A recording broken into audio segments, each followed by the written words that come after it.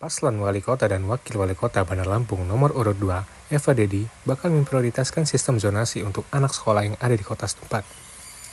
Hal itu disampaikan langsung oleh calon Wali Kota Eva Dwiana saat berkampanye di Kelurahan Beringin Jaya, Kecamatan Kemuning, Bandar Lampung, Jumat 1 November 2024. Menurut petahana Wali Kota yang akrab disapa Bunda Eva itu, permasalahan sistem zonasi untuk anak-anak di sekolah Bandar Lampung saat ini harus dibenahi.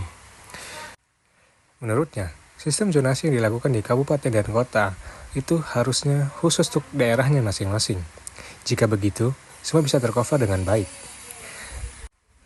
Ia mencontohkan, saat ini banyak murid pindah-pindahan yang masuk ke Bandar Lampung sehingga Bandar Lampung mendapatkan sedikit kuota sistem zonasi. Maka dari itu, dengan sinergitas yang terjalin antara Pemkot dan Pemprov, tentunya masalah zonasi itu akan teratasi. Sebab, kebijakan dari gubernur merupakan kebijakan yang mengatur semua SMA dan SMK.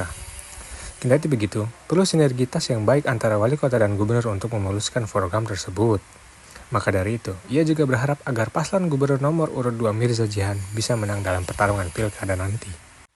Karena nantinya jika menang, tentunya pihak Pemkot dan gubernur bisa bersinergi dengan baik soal program beasiswa, apalagi soal masalah zonasi ini. Menurut Bunda Eva, sinergi yang baik akan menciptakan keberlangsungan program yang baik untuk masyarakat Bandar Lampung. Karena ia mengatakan, Bandar Lampung merupakan ibu kota provinsi. Jadi, Bandar Lampung harus menonjol dari yang lain terutama soal program-programnya, terutama dalam hal pembangunan dan kesejahteraan masyarakat.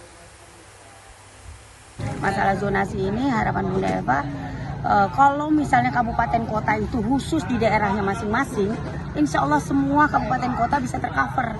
Kalau ini kan banyak yang dari pindahan-pindahan yang masuk ke sini, makanya kota Bandar Lampung dapatnya sedikit. Nah, nanti kebijakan dari gubernur, karena gubernur kan yang memang punya kapasitas untuk SMK dan SMA. Nah, harapan kita nanti gubernur yang akan datang, semua kabupaten kota, harapan kita zonasi prioritas untuk kabupaten kota yang ada di provinsi lain.